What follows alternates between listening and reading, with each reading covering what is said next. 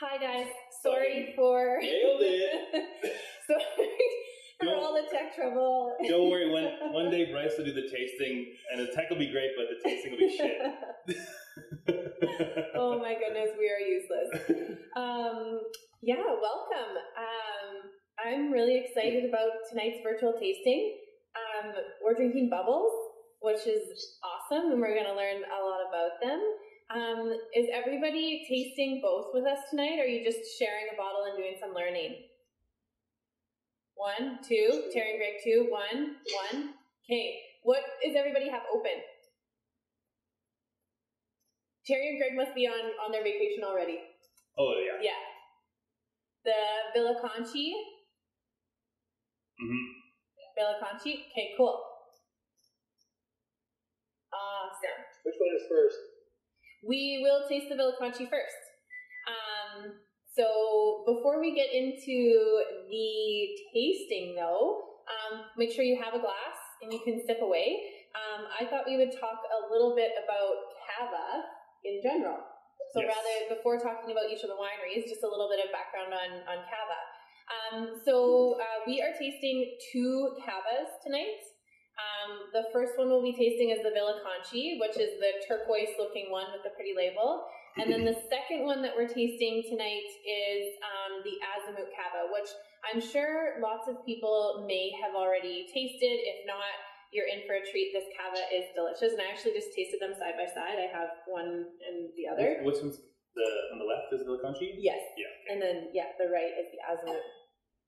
And so it's really fun to see the difference side by really side. Different. And we'll talk a little bit about what some of those differences are. So how many people are Cava experts or know a thing or two about Cava? Because we can also do it trivia-wise. How many people just want to listen to Josh and I talk? I know one thing about Cava. You know more than one thing about Cava. I have some trivia questions for Josh, though. I was doing some research, and I think they're going to be fun questions. Ooh. Mm-hmm. So Cava is sparkling wine that's made in the traditional method, and we'll talk a little bit about traditional method, specifically from Spain. The majority of Cava will come, about 95% of Cava that's produced actually comes from a specific region called Penedès. And Penedès is right central, like eastern. It's about 45 minutes from Barcelona. Okay. Anyway, so Barcelona's kind of on the coast, and you just kind of go right up the hill. Yeah. So I was there last year, so that's why. I know you're going to tell us all about it I've heard it for like the 50th time. Yeah. So it's produced right in the Penedès region. There is some other Cava production that happens throughout Spain, but for the most part, if you're drinking Cava, it comes from Penedès in Spain. The grape varieties that are in Cava all the time, if it's listed as Cava, just hear you talk even though I'm an expert. Awesome. Well, Aaron, chime in when you want to fact check us. So the 3 grape varieties that are always in Cava are going to be Macabeo, Parellada, and Xarel-lo. Xarel-lo. Okay, yeah, that one. It's spelled Xarel-lo. Yeah. So however you want to say that. Xarel-lo. Yeah. And those will always be the grapes that are in Cava. So the other thing to know, both champagne and Cava can be made rosé style. And so if you're ever drinking a rosé Cava, it will be done by the saignée method. And I think a couple months ago when we talked about rosé, we talked about the saignée method. But basically what that is it's the very first free-run juice from red wine. So it actually is red grapes, and it's free-run juice. And the way that they make champagne, or in this case Cava, is they're going to ferment each of the varieties individually, then blend, then do the secondary fermentation. And we'll talk a little bit about that process after. But it is actually red grape juice, and there's only a few red grapes that are considered allowable in Cava. Pinot Noir, Garnacha, Monastrell. And then have you ever had, is it Trepat? Trepat, yes. Yeah. Yeah. I've never had it. It's quite light. I had a carbonically macerated Trepat when I was there. I was reading about, because I had never heard of it before. It's like Spanish Gamay almost. And so they were talking about it's typically used for rosé. Yeah. So that was pretty cool. Yeah. Trepat, I think a lot of times is made carbonic, so made the same way as a lot of Beaujolais. It's really fresh and light. Like, cool. Yeah, you want to drink it almost slightly chilled. So Do we have any Trey Pat? The one I tried when I was in Spain was really good, and I did email the producer, but I never pulled the trigger. Let's follow up. Okay. That could be fun.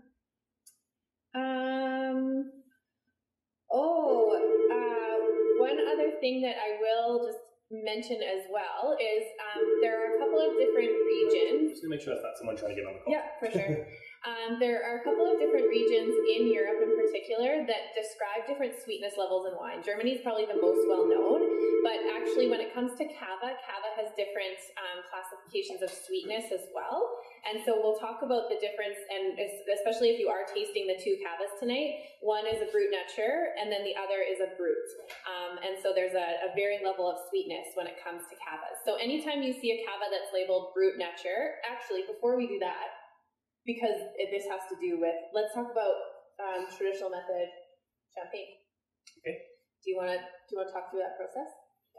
No. Why not? Because I want you to do it. No. You have all your notes here. That's fine. I can just correct you as you go, or like traditional add method in champagne, like how it's made. Yeah, because the cool thing about Cava, so champagne can only be from Champagne in France, but Cava is made exactly the same as champagne, just with different grape varieties. Whereas something like Prosecco is made very differently. And so it's either called the traditional method or method champenois, which is basically you're making champagne just not from the Champagne region. And that's what makes Cava such a great value sparkling wine to buy, because it's going to be a third of the price of champagne, but it's going to have very similar characteristics in terms of well-integrated bubbles. They tend to be a little bit drier, fresher, more biscuity than something like a Prosecco, which would be much more fruit-forward.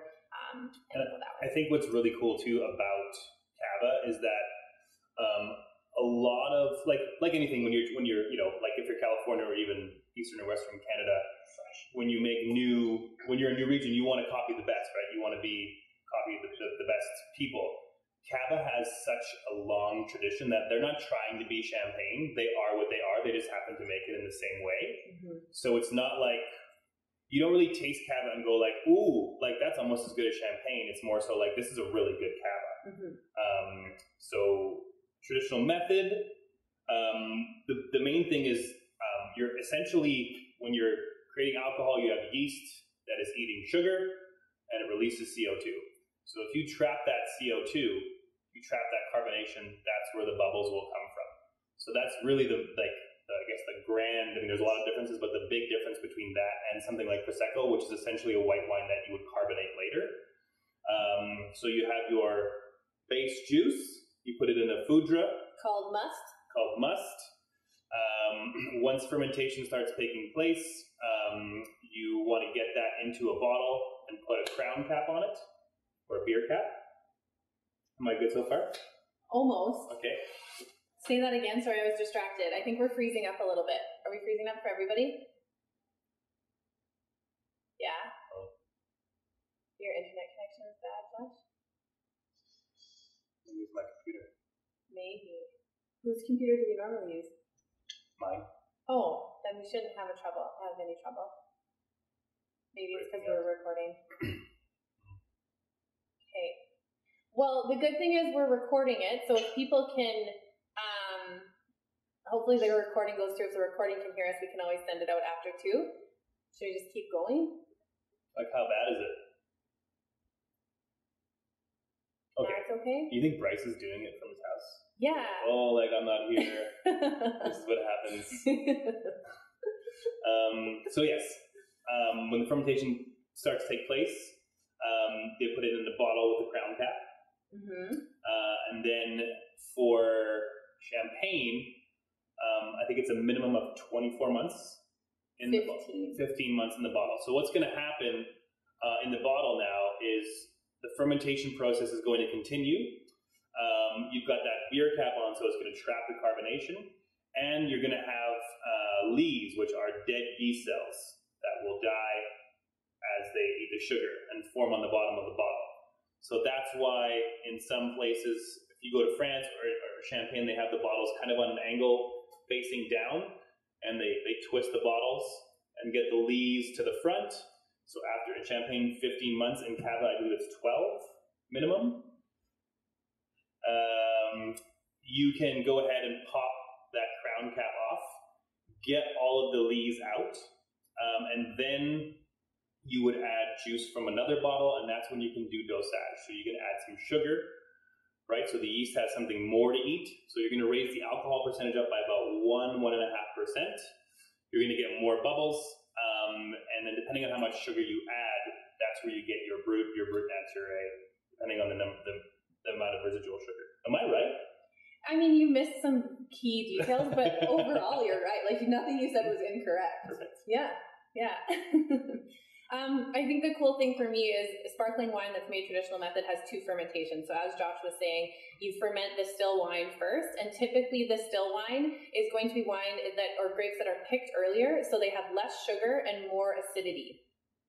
And so the must, or the first still wine that's created, it tends not to taste very good because it doesn't have that balance to it. And so then when it goes through the secondary fermentation in the bottle, because at that same time they are adding more yeast and more sugar to the bottle. So that's how that secondary fermentation happens in the bottle. And then it sits in there either for 15 or 12 months to do that fermentation. And in order to be able to actually do the disgorging process, which Josh talked about, is taking the dead yeast cells out. One of the major techniques is freezing the cap of the bottle. So you still have it riddled on an angle, and then you freeze the cap of the bottle so that you take out some of the liquid and the dead yeast cells, and then you top it up again with a little bit of sugar and some more still wine. But in the case, and that's called dosage. Did you know that riddling was done by hand and still is in some major champagne houses? Oh, I would imagine. But it was actually Cava producers that created the first, it's called what's it called? A gyro pallet? Oh, yeah. That's the mechanical riddling. And it was actually a Cava producer that created the first mechanical riddling system. So to your earlier point about Cava having been produced like as long as champagne, if not longer, still doing it in the same method. So I thought that was pretty cool. Yeah, those things they're cool. They're huge. It's like a whole pallet of wine almost. Yeah. In bottles on an angle, and the thing goes like, and just turns it. Yeah. That would be scary. Like if you've ever put a bottle, because lots of people buy like riddling pallets or whatever for decoration or for storing their wine. And so like they look really cool, but you always like you have the neck of a bottle sticking in, and you're like, how is that bottle not falling anywhere? So especially if it was like a machine that. We'll talk about that, but the cease, because they disgorged order, like it's like probably a whole football field long warehouse of just bottles sitting on leads, waiting to be ordered. It's fucking crazy. Like it's so expensive to do it. That's one of the reasons why champagne is very expensive, is because it's the storage, right? You have to be able to store these wines for 2 years, 15 months, and then the process in which to do it, like you have to have all these extra little things, these extra little items in order to make champagne. And I mean, they've also done a great marketing job, because essentially this Cava is $16 and made the exact same way. Yeah, for sure. Okay, so let's actually get into the first wine. So if you are drinking both, we're going to taste the Villa Conchi first. And that one, careful over all the technology. Doesn't work. There we go. It's broken anyways. So the Villa Conchi is available in most liquor stores across the city. We got some at Metro, we got some at the SLGA. And then I think Bryce even picked up at Urban Cellars, so it's pretty readily available. And it's a good price point. You might want to pause the recording and see if that improves things. Okay, so go down at the bottom and just hit, sorry. Yeah, you can hit there too. Yeah. Does that make things better? Yeah. Okay. Sorry, the audio's better right now, for sure. Okay. Sorry, Patty. Well, we're recording on this one, aren't we? Yeah, but I don't know if that one has sound because we're not hooked up to. It would have sound if we were hooked up to here. We'll do a private one for Patty. We can send her some notes. Okay, if that's better.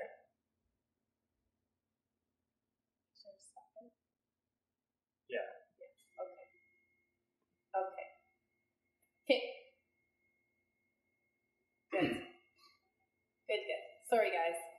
Thanks for your patience.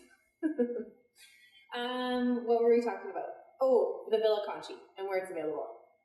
Oh yeah, so it's pretty much available, like you said, at most major liquor stores, and that's kind of what we're aiming for with the Azimut, right? We can for sure. Where this would sit on a shelf next to it, and they would be similar price points, just different styles for sure.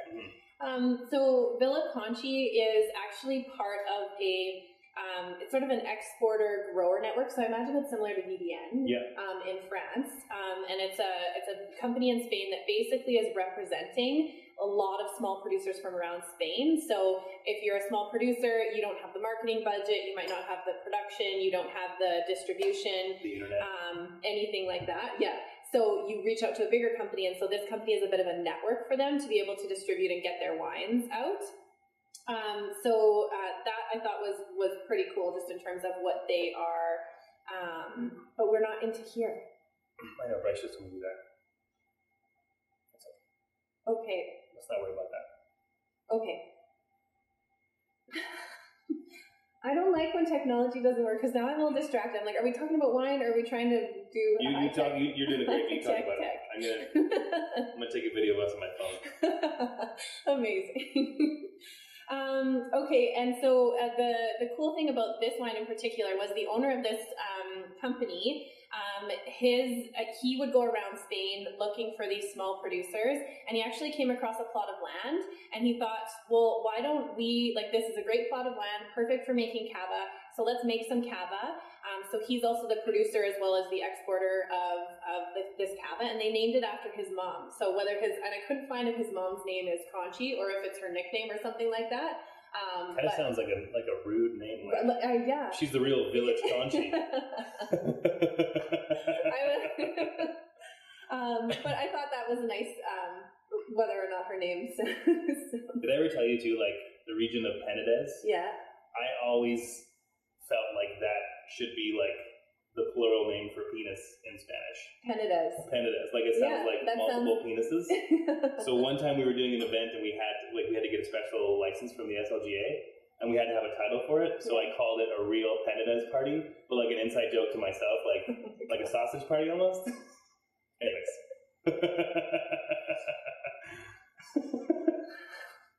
We're going from wine to tech to penises and back.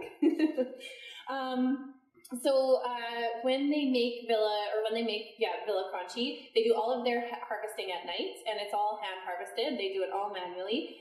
And then what they do as well is they refrigerate the grapes as they're picked when they're pressing, so that they prevent oxidation from happening just because of the temperature. And I don't know if that's consistent with other producers or if it's just specific to Villa Conchi, but I thought that was good to know that they actually refrigerate so that there's no oxidation that happens before they start fermentation. So Assis does his, they get their grapes. When I was there, they were receiving grapes for their cava, and Assis was getting up at 3:30 in the morning to receive the shipment because they pick it at night, so it's not hot. Yeah.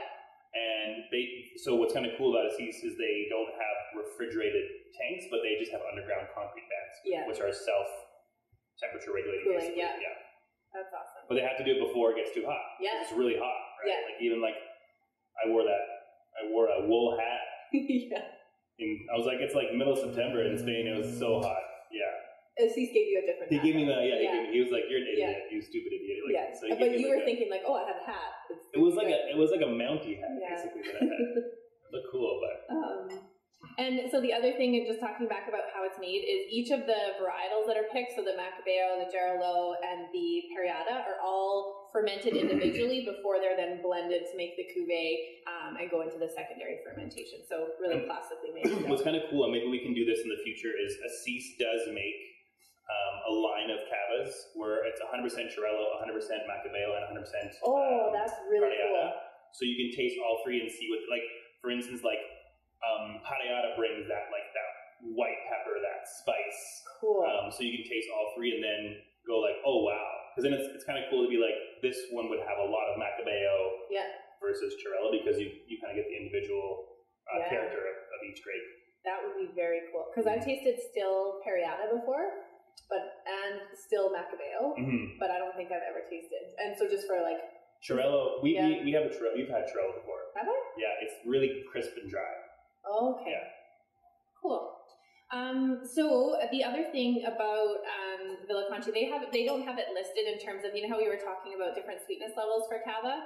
So Brut Nature means that there's actually no sugar added for the dosage. It's just more still wine.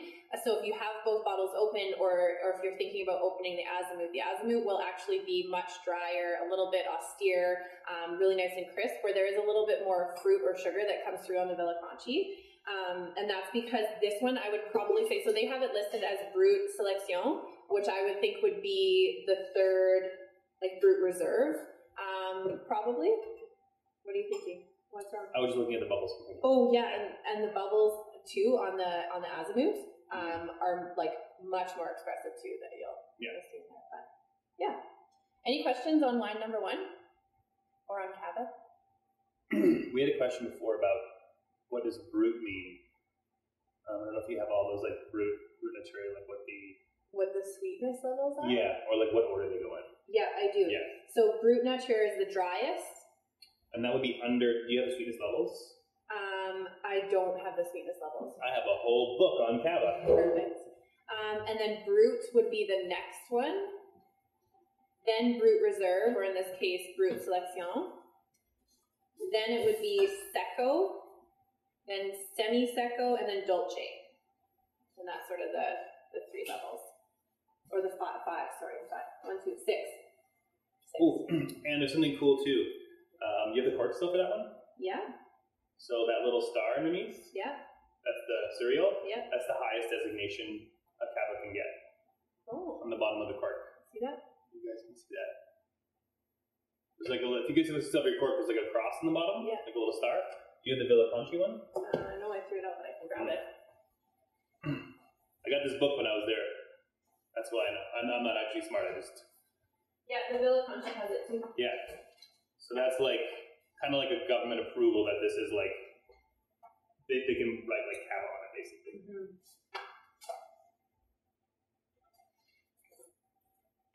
So I find the Villa Conchi, it's almost like a little bit spicy, but lots of apple pear notes on the palate. Really nice and fresh. This one got a little bit warm. I got a little bit colder. Yeah.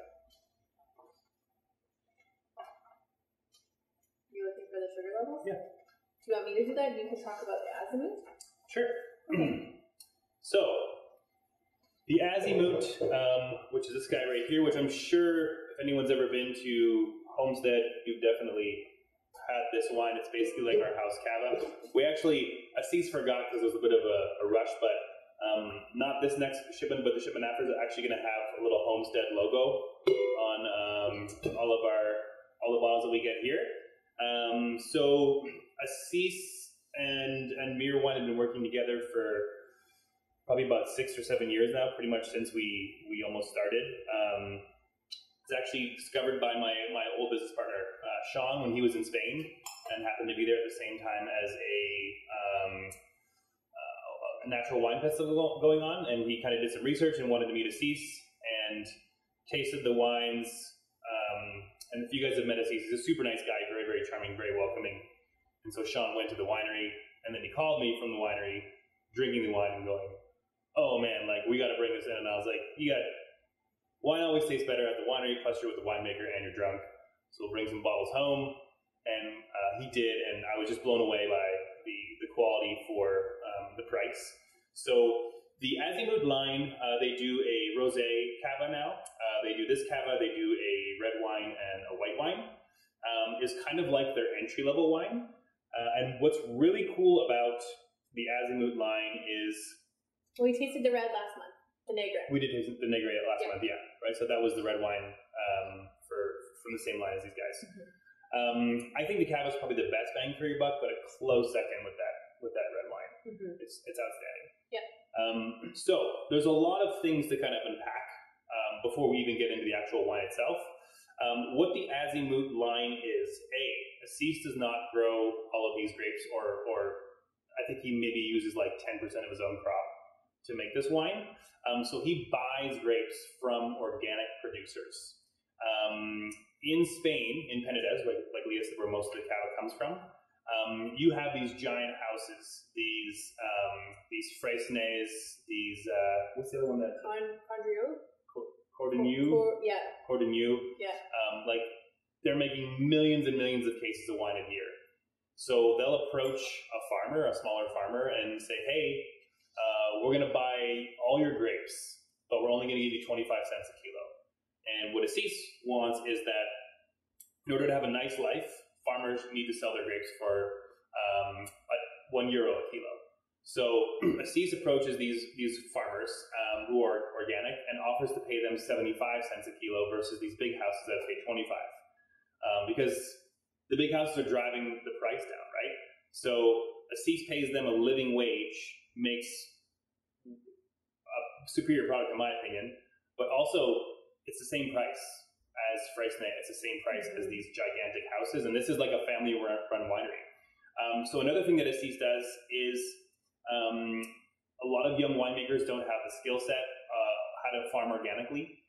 So Assis they'll approach him, or he'll go to their winery and be like, hey, this is the problem we're having. He'll help them out, and instead of taking money, he'll take payment in some of their grapes at the end to make this Azimut line, which is another cool thing. So it's almost like an education process, a kind of fight against these giant conglomerate houses, and then proof that you can make traditional method cava, and they do it in a very traditional way. And still, this retails at Wolf's, I think, for $16.99, $17.99, right? Where it's literally the same price as the Villa Conchi, the same price as Freisne. And what's crazier about this is Assis is obsessed with freshness. In his opinion, a cava is meant to open up and drink, right? And when we first started bringing his Brut stuff, I remember asking him, like, how long will the cava be good for after you open it? And he was like, well, why don't they just drink it?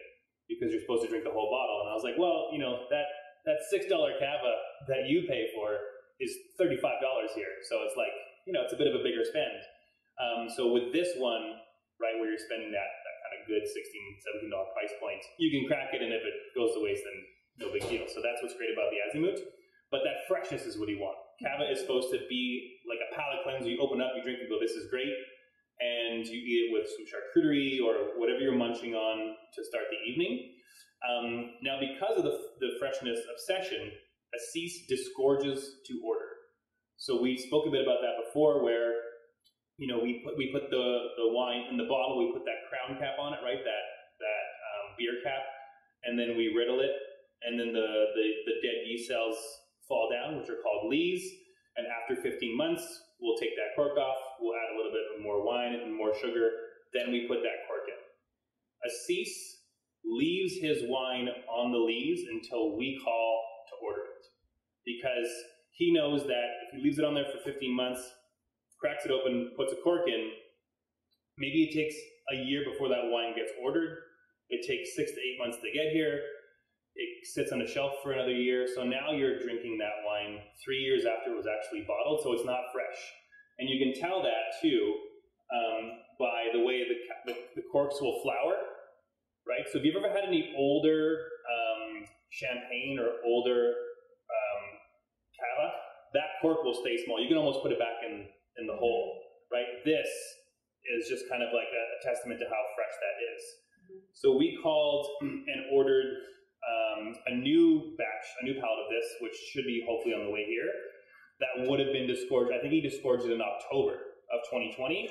The one you're drinking is from our last order. That was disgorged in, so if you look in the back, it says date of declaration, which I think is I think he's trying to speak English, but so that's June 2019, right? So this is kind of like the end of our batch. We sold out this as of yesterday. So a year and a half that it was disgorged, right? So that's, when we get the new one in, which should be January, you're drinking a cava that was disgorged 3 months ago. So you're going to get that freshness. What's really cool about that is when you start to get into those vintage cavas, right? Those cavas that he makes from his own property, and they make them the same way. He also leaves those on lees until they're ready to be disgorged, until we order them. So the longer something sits on lees, we're going to get a bit more of those bready, kind of yeasty, kind of creamy or richer notes. So we'll order a 2017 cava that was disgorged in, let's say, October of 2020, and we'll sell out. If we order the 2017 Cava again that was disgorged in June 2021, and we have an old bottle, it's the same vintage, but they're going to taste quite different because it's been sitting on lees longer, but it's the freshness that he wants. Yeah. So, for instance, we have one bottle here left. It was a 2001 Cava that was disgorged in 2018. Right, so that was sitting on lees for 17 years. Now, Tom and Steph have had it on 2 occasions with us, or 3 times? I think 3 times. The first time it was terrible. It was like really weird, kind of oxidized sherry. And then we drank another one at your house, and it was incredible. Was that the time that you made a bet, and now you owe me $10,000?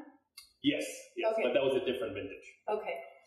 So that's kind of more of an interesting thing. I don't know if I want to drink a Cava that's been sitting on lees that long, because it's not really what you're looking for. Like I said, it's kind of like oxidized sherry. It was interesting to try. It's also insanely expensive, right? I think we sell it for like $250 here. But it's cool to have a Cava that literally was 17 years in the making, disgorged to order. So that's kind of the story for the Azimut line.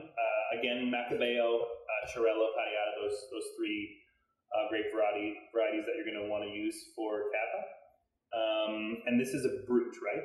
The Azimut is a Brut Nature. Brut Nature, that's right. So there's no sugar added to the still wine that gets added. So that goes back to Aaron's question. What's the difference between Brut Nature and Brut Selection? So Brut Nature will have a maximum of 3 grams of sugar per liter. Extra Brut is a maximum of 6 grams sugar per liter. Brut is a maximum of 12.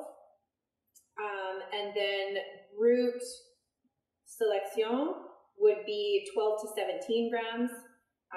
Seco is 17 to 32. Semi-seco is 32 to 50. So semi-seco will be as sweet as like Apothic. Like Moscato. Yeah. And then Dolce will be more than 50. Yeah. So this is a Brut Selection. So what is that?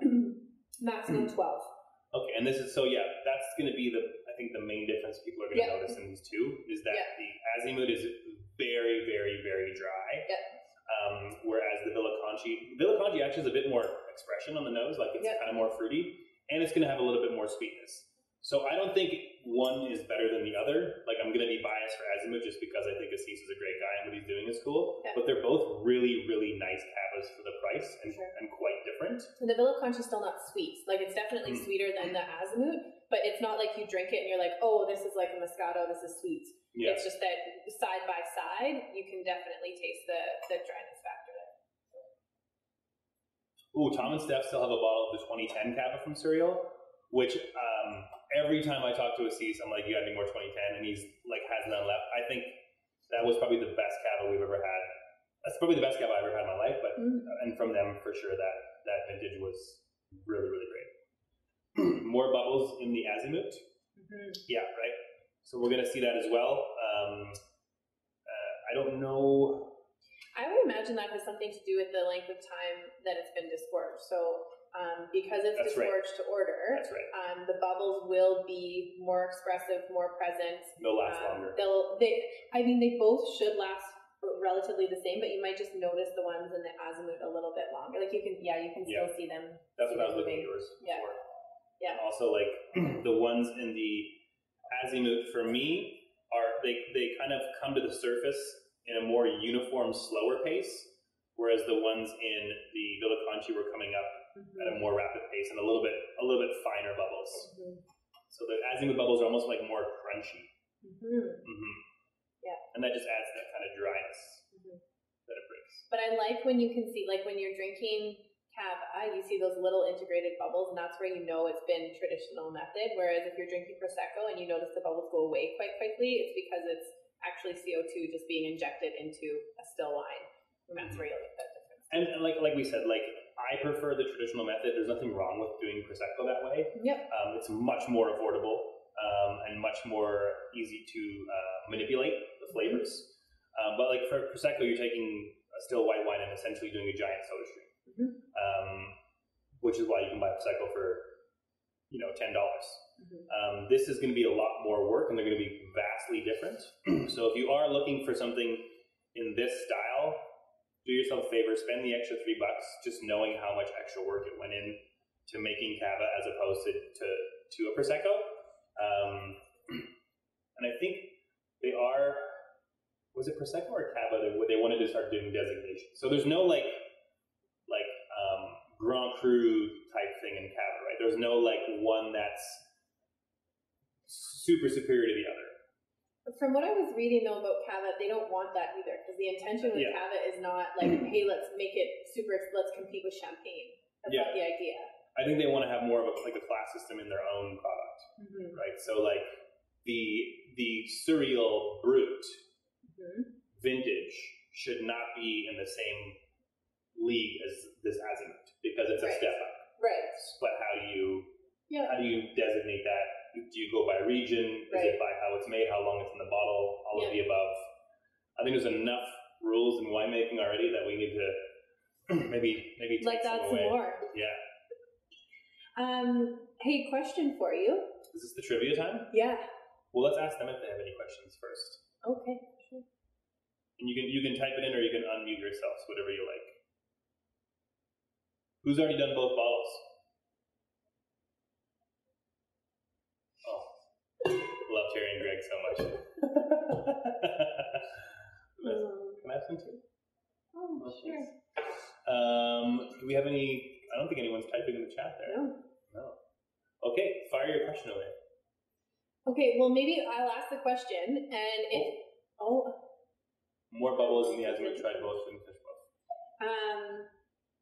My first question is: so we talked about the traditional method. And Cava is not the only place in the world that makes traditional method sparkling wine. Cava is one. What are the others and what are they called? Like regions? Sure. Okay. Do I get bonus points if I name more than 5? Well, I'm just thinking like France as a region. Okay.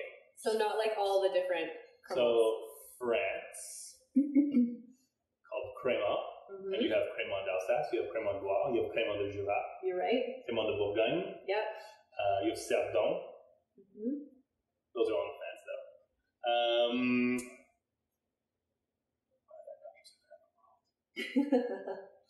Canada. Okay, what do they call it in Canada? Sparkling wine. But there should be some indicator on the label. I'm trying to think of Lightning Rock and the States as well, like in California. Yeah, you're right. Anywhere basically in North America that makes it, but they'll have something on the label that specifies. Is it sparkling wine Brut, Nature? No. What is it? It's Method Traditional. Oh, that's they can't do method. It's interchangeable with Method Champenois and Method Traditional, but you can't do it that way. We got some questions here. Look at I know, but there's one more. You're missing one more. Oh, Australia? No. No. Traditional method sparkling wine. Germany? Nope. Italy? Nope. I'll give you an abbreviation. MCC. South Africa makes traditional method, and they call it Method Cap Classique, MCC. I drank a lot of that when I was in South Africa. It was delicious. So there's a couple of questions around glassware. Does the shape of the glass, or does the difference in glass make it taste different? And then we'll go on to the next question. I think the glassware, when it comes to sparkling wine, is preference-based at this point. I think there's science behind how a thinner glass will, and you probably know more than I do in this, but a thinner glass will hold the bubbles longer because there's less surface area. Whereas if you're drinking from a standard wine glass, it might be a little bit more expressive because there's more area for it to really get. What am I looking for? The aromas to be released. Yeah. Almost like decants, like it's spreading it out so the bubbles will go more faster. Yeah. If you ever go to any of those 5 places and you go to a champagne house or a cava house, you don't taste out of champagne flutes. You taste out of Enal glasses, right? Which are kind of like this but smaller and kind of more small at the top, which are proven because they trap the flavors. I think flutes, and I've read about this. This is like a decade ago, so it's going to be spotty, like most of my information. There was a debate on whether to like start promoting people to not use flutes because it isn't the best vessel to taste champagne, right? We're talking about champagne or like a high-end cava or a high-end cremant that you're going to spend like $50 to $100 on. You want to get all those little notes. Champagne flutes are just like, it's more for the look, it's more for the show.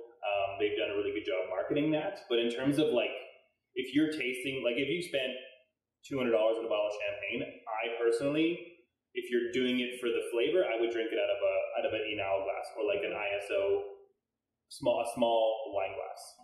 Yeah. Is there a way to reseal an open bottle or all or nothing next? Good question, Nick. There is a way. Yeah, see, Tom and Steph have one. These are really hard to come by. I've actually asked Assis to send me some more. Those are the best ones. So you clip it in. I don't know if you guys can see that. Right. So they stick it in and then clip it on the bottom. These are the best ones because the problem is with regular wine, you want to keep the air out. With this, you want to keep the air in. Right. So if you put a cork in, that'll work fine, but like the bubbles will come out because the cork isn't. Realistically, you can put a cork into a bottle of sparkling and it should last to the next day. The bubbles won't be as expressive as they were when you first opened it, but it'll last.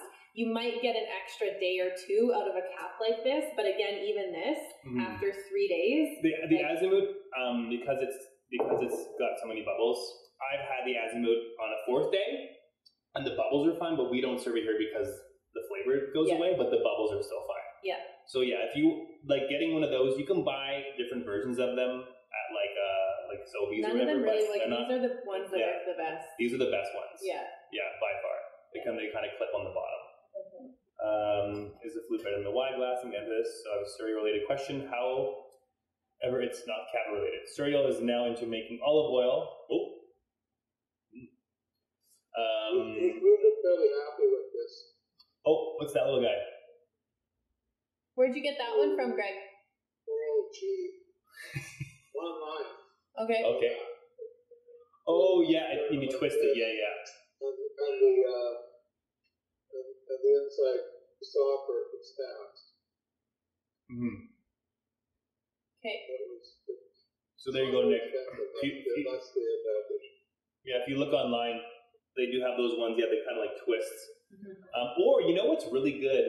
I think it's Yellowtail. They make it's a shit sparkling wine, but it comes with like a resealable cap. No way. Yeah, and it works really well. So you can just buy that buy a bottle and then keep the cap. Dump it down the toilet, and then you keep the cap. I love it. But that works really well too. I love it. So, Surrey question. Yes, Steph. I'm actually been speaking with Assis recently about bringing in their olive oil. So they have their own olive orchard. I'm going to probably bring in some olive oil. Assis, he was trying to. He had it set up like in random cases of wine because we were going to buy it, and I'm like, no, man, like you can't. Like they're going to find the olive oil in the boxes. So we'll get it shipped. Like we can get olive oil shipped to our house. It's going to end up being pretty expensive. I think it's probably like $40 for a little bottle. It is really good and it's a nice finishing oil. So I was going to bring some in anyways for the restaurant. So we'll put it out to the group if somebody wants to buy it, and we'll just sell it for a cost. Idea. Yep. Because I was going to bring one or two actually. Oh, my phone's recording. I think it was like 250 euros roughly for like 12 bottles of olive oil, like with shipping and everything. So yeah, probably about 40, let's say 40, $50 a bottle. Their olive oil, if you haven't had it, we have some. I have some at my house actually. It's really nice. And when I was there, you have a salad. It's lettuce with tomatoes from their garden, salt, pepper, and olive oil. And it's like one of those things where you come home from your trip and you're like, I want to make you the salad, and then it's just dog shit because you got the tomatoes from Sobeys, and maybe like you can't replicate stuff like that. It's just so fresh. Oh yeah, lots of people would want olive oil. Yeah. So I'll get them to send it to us. And the good news is it'll be here faster than the wine, hopefully, because it shouldn't have to go through as many channels to get here. As wine does, yeah. Mm-hmm. For sure. I have one more trivia question. I'm ready. What did I get in the last one? Like 40%? No, you got 80%. Yep. Okay. Congratulations. So when we talked about traditional method, and actually what got me thinking about this was I was thinking tonight, like, oh, when we open the bubbles, we should saber. Like, we should teach people how to saber. And then we didn't, but we can do that at another time. At their house? Yeah. Then you really can't close the bottle. There's no. That's a time when you That's can't we should invent, like something where you could like cover back up a saber bottle, lasts for 2 days. Yeah. And so for those of you that don't know sabering, it's basically where you take the bottle of wine and instead of actually taking the cork out, you take a knife, champagne flute, anything like that, and you just hit the bottle off and the whole, like the bottle plus the top of the bottle and the glass all come off together. And it's really fun party trick, but it's also incredibly dangerous because if your bottle is too warm, if you are using cheap champagne or cheap sparkling wine, I should say, not cheap champagne, cheap sparkling wine, the bottle could potentially explode in your hand. So it is very dangerous. So then this is my train of thought. I was like, oh, we should teach people to saber. Well, no, let's not do that. It's dangerous. And then I thought, oh, but we could do it because we're using Cava bottles. And then I thought, oh, wait a second. I heard one time that it's easier to saber champagne and Cava than it is to saber Prosecco or cheap sparkling because of the pressure in the bottle. So there's more pressure in Cava and champagne than there is in Prosecco or cheap sparkling wine. And so then I thought, well, how much? Like, what's the difference? And how much pressure is in a bottle of Cava or champagne? So I want you to guess. Like, is it like PSI? Yeah. Oh, I don't even know. Is one of them 1,200? No. No. Can you tell me what one of them is? Prosecco is 44 PSI. Okay. So I'm going to say that champagne is more than double that, like 120. It's 100 psi, roughly 100 psi, which is 70 to 90 pounds per square inch, which is also 2 to 3 times the pressure in your car tire. Of course, for most people, car tire pressure is around like 35, whatever. But obviously, I don't know cars. Yeah. But I just thought that was cool to think about, just in context about how much pressure is actually sitting in that bottle. And that's why when you go to saber a bottle of Prosecco, it's harder to do, especially if it's warm, versus a bottle of champagne. There's so much pressure in there that just giving it a little... And there is, like, that's why the bottles are so much thicker as well. And I've had 2 bottles blow up on me. Actually, the last 2 sabers I did, they blew up on me. Yeah. And I'm kind of nervous. Like, I think you're doing something wrong. No, it's because it wasn't cold enough. So I'm talking like the bottle, like this much of the top came off. Like there was like a crack. And it should literally be this and the cork. Like there shouldn't be much. So it is dangerous. If you haven't done before, wear goggles. If you want to try it at home, don't say we told you how to do it. But basically a bottle, because these are so much thicker, if you look on the bottle, there's going to be 2 seams going down the side right here. Right, so when a bottle's made, it's actually formed around a mold in, I think it's 3 parts. There's the bottom, and then the side, and then they actually put the top on. So the common misconception with sabering is you got to hit it really hard, and with the sharp end of the knife, it's not. It's the pressure. So if you hit it right where that seam meets, it pops right off. One fluid motion with goggles on. So, but you have away from your face. A couple of more safety. If you are attempting this at home, you gotta shake it. You gotta shake the bottle first. Don't shake the bottle. Hold the bottle on an angle and think about it as golf, right? It's not about how hard you hit it. It's about the follow through. So when you're hitting it, you got to follow through so that it actually gives the pressure that's needed. And the other thing is... You don't use the sharp part of the knife. Use the back part of the knife. Use the back part of the knife. You can use either. It doesn't matter. But you don't need... The other thing is, don't aim it at people.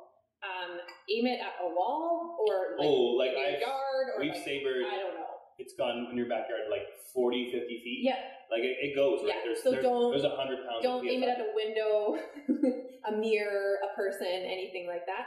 And make sure that you're holding it at the bottom and you're not holding it near the top, because if it does happen to explode, at least you have this chunk of the bottle towards the bottom. So always hold it on the bottom and then savor from there. And just to give you like another example, like I have some friends and you have some friends too that can savor a bottle with a wine glass, right? So literally, like it's just about where you hit it, where you kind of just go like this, like whoop, like that, and it'll blow up. So you don't need to hit it hard. And when Keith does it, I actually thought that you had to hit it like, so when you do it with a knife, it's about the follow through, and I thought that was the same thing with the flute. Well, I broke that glass in my house. I know, but then I saw Keith do it, and it's actually like he literally takes it and he just does this 1, 2, 3, tap, and it pops off, and you're like, what the hell? How did that happen? It's pretty impressive. There's also some people in the world whose job it is to savor like gigantic bottles. There's some really epic fail videos online if you want to go down a little bit of a rabbit hole, but they have like, everyone knows Andrew from Metro Liquor. Andrew has a savoring sword. Mm-hmm. So it's like a special knife for savoring. Yeah. But he has one. Of course he does. Mm-hmm. like a whoosh. Aaron, next time make sure you wear goggles. Or you have glasses. No, I was there. I was supervising with Aaron. She nailed it. You, the guy that has recently just exploded 2 bottles from trying to savor, is I mean, sometimes you get back-to-back corked wine. You know, it's not corked. Any other questions about Cava or the wines that we had? Who likes which wine better? And again, everybody's only tasted one. No, Terry and Greg had both. Come on. Terry and Greg had both. Okay. They're our sample. Oh, and Nick and Amber opened both. Yeah. Awesome. Aaron likes and Aaron had both open. I like the Azimut. Mm-hmm. Yeah.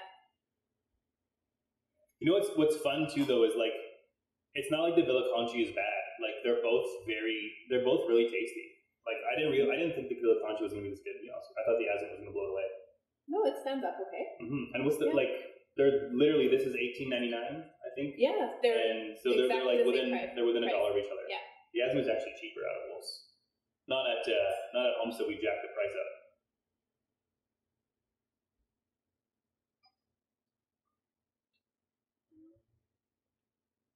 What kind of sugar? They're both really good. Just don't taste them back to back. Which one do you prefer, Terry? Do you like the first, the Azimut? This one is my preference. Yeah. But the other one is really good.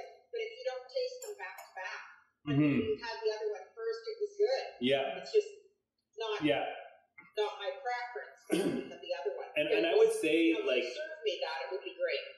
I would say drinking them side by side, like that Villa Conchi is, for me, bordering a bit more toward a Prosecco style, like a little bit sweeter.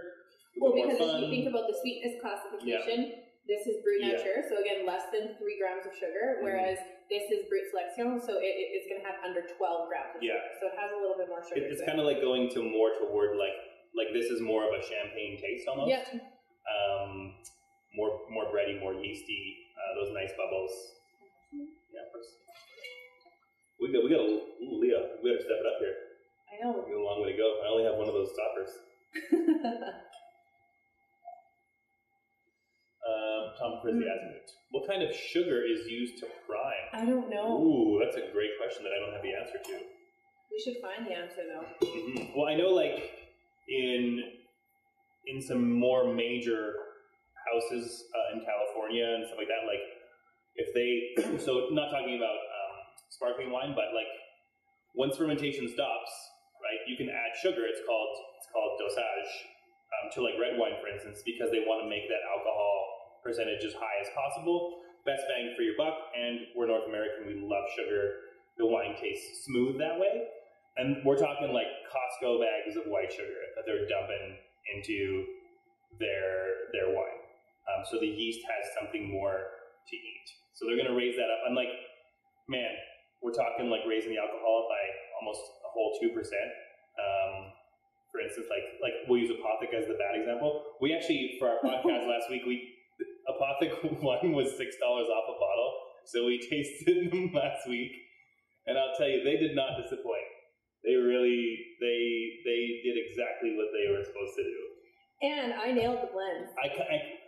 Would you, Leah goes, I think this is a Chardonnay Riesling blend. I'm Yeah. like, that's not a real thing. Like, no one does that. Yeah. And it was. They have a Chardonnay Riesling blend. And you got It it. was awful.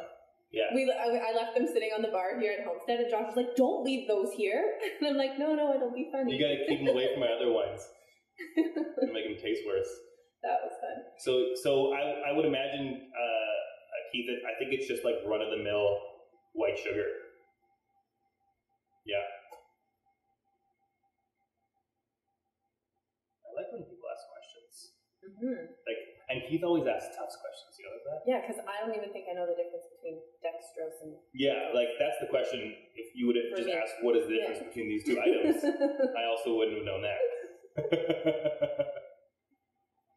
Hey guys, I have a question, but I don't want to type it out because it's just too much work. Yeah. Temperature, icy cold or somewhere in, a little less? What's the best temperature to serve cava? Cold. Yeah. Cold. Same goes for. I think, what do they classify cold as? Like 20 to 24 degrees? I think it's like 8 to 10 or 6 to. Oh, 6 to 8. I was going the other way. Yeah, 6 to 8. 6 to 8. Yeah. But again, like any other wine, for instance, if you're talking about these two cavas, yeah, ice cold, right? They're not meant to deduce. They're there for fun, right? If you and even like the vintage stuff, it is fun to let a cava or a champagne warm up a little bit because you start to get a little bit more of that richness, a little bit more of that buttery note. Because when wine's cold, it's harder to like detect those things. So for instance, to kind of touch on Keith's question as well, like if I'm drinking an old champagne, like 10, 15 years old, I'm not going to drink it as cold as I'm going to drink Prosecco or Cava or a young champagne. Mm-hmm. Yeah, that's what I was going to say. Like with our 2010, I think I would let it not be warm, but not yeah, sure. Because the 2010 I remember was like 10, it was honeycomb, it was bread, it was like you want to get that richness. The bubbles aren't going to last as long. The bubbles are going to be much finer because it's been in bottle.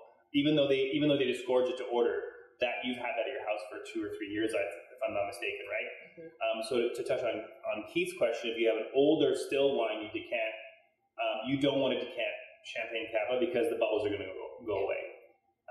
So you want to keep it in the bottle and kind of, I guess, drink it pretty quick. Well, it goes back to the question of like glassware too, right? Yeah. Like if you are drinking it out of glassware that is rounder, the bubbles will go away faster. The bubbles don't keep in the bottle for as long. Like you can find tools to try and keep it. But the part of, I think, the reason why people drink sparkling wine is the bubbles. And so you want to try and keep those as much as you can. Has anybody ever had like an older champagne, or like Thomas stuff, like an older cava, or I guess any older traditional method sparkling wine? Dom, right? So what we're talking is it really starts to take on almost like, so champagne, for instance, is going to be made with Pinot Meunier, Chardonnay, or Pinot Noir. If you've got an old Chardonnay dominant champagne, it starts to taste like super popcorny, like more that mallow, really bready, really yeasty, really rich. So if you make that too cold, it almost takes away from that. And it almost becomes, I've experienced it before where it almost gets bitter. Like it's, yeah. So it is, the older the champagne, I would say, like the warmer I want to have it. I don't want to have it room temperature. I still want to have it cold. So you said, Keith and Alyssa, you guys had Dom. Do you remember what year it was, or like how old it was? Like, was it like 10 years old? Yeah. And Dom inherently, though, isn't a super rich, from what I've had it a couple times, but it's not a really rich, like when I drink Dom and it's like a 2015 and it's 2020, I'm like, it doesn't really have the weight to age for me, compared to like a Krug or even like a Roederer, which are more kind of buttery, or even the Bilio. Yeah. Right? Like it's really, really fresh and light. Or the Iliorier. Have you ever had that one before? Oh, Iroligi, what's it called? Yeah. That's biodynamic. That one is crazy rich. Yeah. You're right. Yeah. And so maybe it was the temperature. Like if you open it up cold and then it warmed up a little bit, you probably experienced something really different. So it's almost you want to do the opposite of decanting a red wine. But fun fact, we drank. We have a good friend of ours who's a very tough person to buy a gift for. Because when he wants something, he just buys it himself. But we were in Italy, and we found a bottle of Barolo that was literally harvested in October of the year he was born, and his birthday's in October. It was a 56, I believe, Barolo. So we bought it, brought it home for him, and by the way, it was only like 150 euros, which is insane, right? Europe's the best. That'll be like so expensive. Europe's the best. With that, I called some buddies back home because I'm like, I'm not equipped to deal with a wine because this wine's past its prime.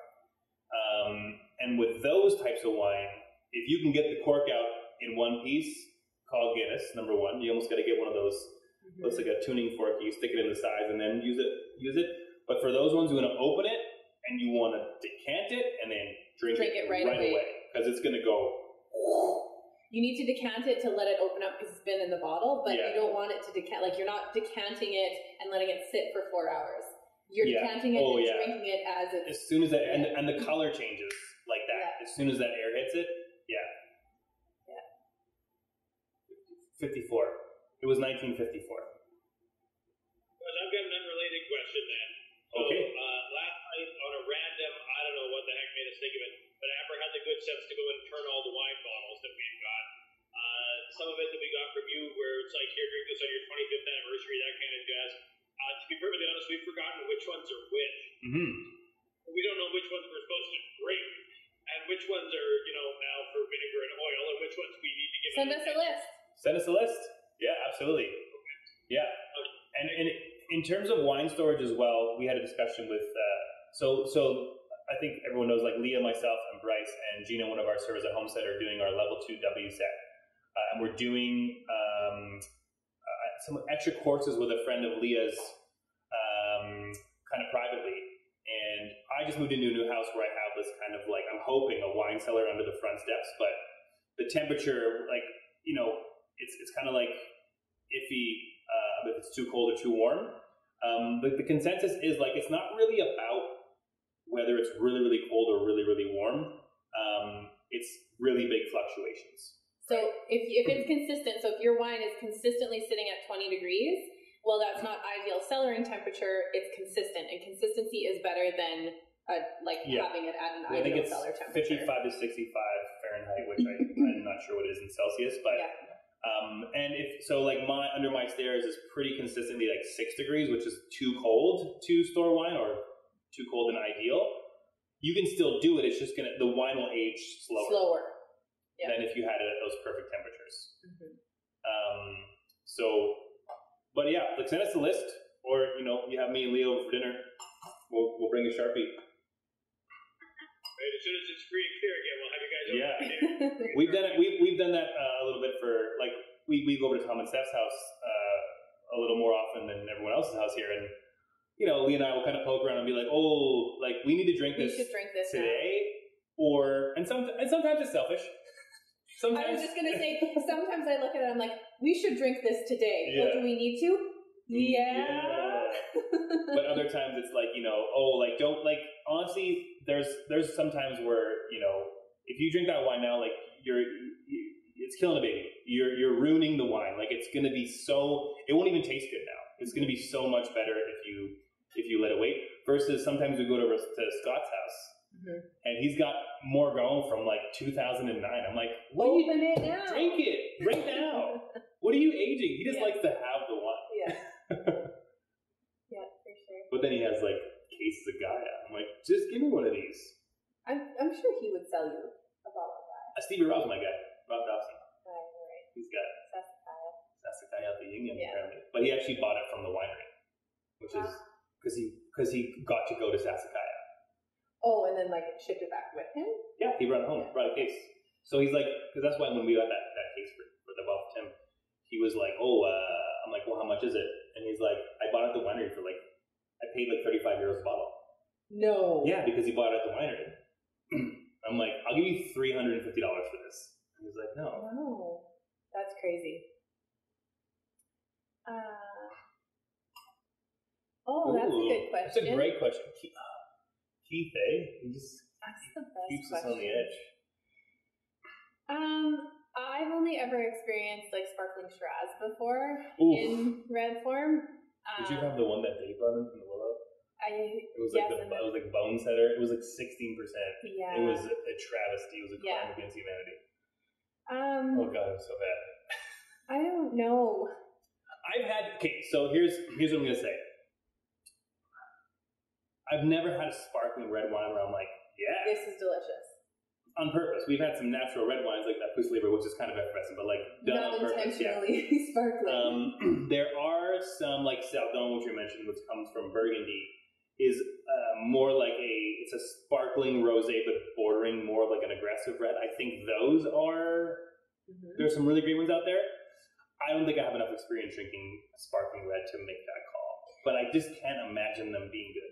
And for me, if I think back to the science of how sparkling wine is made, and going back to you need high acid, low sugar grapes. If it's a red grape, there are very few red grapes that can be picked in time where they can make red grapes and it be high acid, low sugar. And then the tannin, like I don't know how that would work. So I find that a lot of the sparkling reds that I've ever had are sweet. Like you can't make a dry sparkling red. They're going to have more sugar. They're going to be that sort of 25 to 50 grams per liter, just a different experience. But I also have to wonder if it's not, you and I have been in the wine industry for a really long time, if it's also like our perception, for sure, right? Bias. Bias. Yeah. Because remember when champagne is white, like we drink or rosé, and we drink. You had a client come in like, "Do you have Lambrusco?" You're like, "Get the fuck out of here!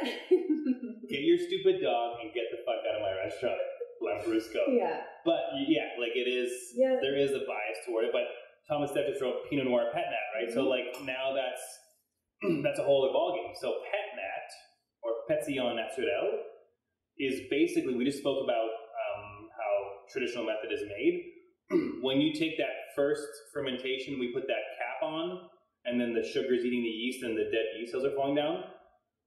That's Pet Nat. So they just sell that. Well, it's basically, you're exactly They just sell right. that bottle with the beer cap on it. Yeah. So the bubbles are less integrated. It's younger, it's more useful. There's going to be no dosage, no added must, right? So the alcohol percentage typically hovers around 10-11%. Yeah. More like less bubbles, lower alcohol, more sweetness. Yeah. More richness. Do you ever find that with Pet Nat too, it's a bit more of a gamble because you're just sort of like 100%. bottling it and like. Yeah, you don't know what the hell. You can't open it up and taste it and be like, "Oh, maybe we need to add this much. It's going to be a selection this year, right? Like, let's go to Costco and get some more sugar." Right. You can't. That's what I mean. It's a bit more of a gamble. Yeah. Yeah. I mean, a lot. Like we've had some incredible Pet Nats here, and we've had some Pet Nats where I'm like, "Oh man, like who am I going to sell this to?" Like, it's not. Tell the story. What? No. I mean, like you're going to have to tell. Oh yeah. For them to buy sell this. Yeah. Sell this story. Yeah. For people that I'm like, you're probably not going to come back again. Yeah. Like they come in, they don't have a good time at the restaurant. I'm like, you should take home some Pet Nat. That's awful. I like Keith's questions. Yeah, so I would say to go back to that, like I'm not qualified to answer that question. I would ask though, have you guys is there a good sparkling red that you guys have had that you want to share? On Regina. Well, maybe there's a gem out there. Yep. I don't know, man. Okay. Maybe. Let's just start bringing in Lambrusco. Well, so if anybody out there has had La Stopa that we brought in here, so La Stopa is in the region of Emilia. Emilia-Romagna is where they make Lambrusco. Lambrusco did have its heyday, like probably when you and I started our career, everyone wanted to drink Lambrusco, and that's what it was mostly clients that we didn't like that wanted that. So I think that's why we have the bias. But to put it this way, Elena Pantaleone, who is the owner of La Stopa, declassified her vines. So she took off the government stamp of approval because she didn't want to be associated with Lambrusco. So there's also that fact. Yeah. Novelty, maybe, yeah. But Sardon, if you can get your hands on some Sardon, that's kind of like halfway between a red and a rosé and a dessert wine sparkling from Burgundy. It tastes like strawberry pie. It's really cool stuff. They don't have any in Saskatchewan. Nick. You let everybody go. That's it. It starts with us, guys. We're bringing Lambrusco back. That's it.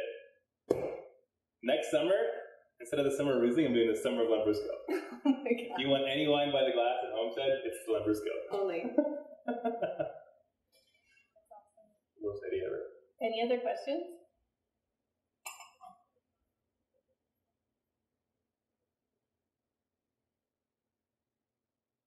No?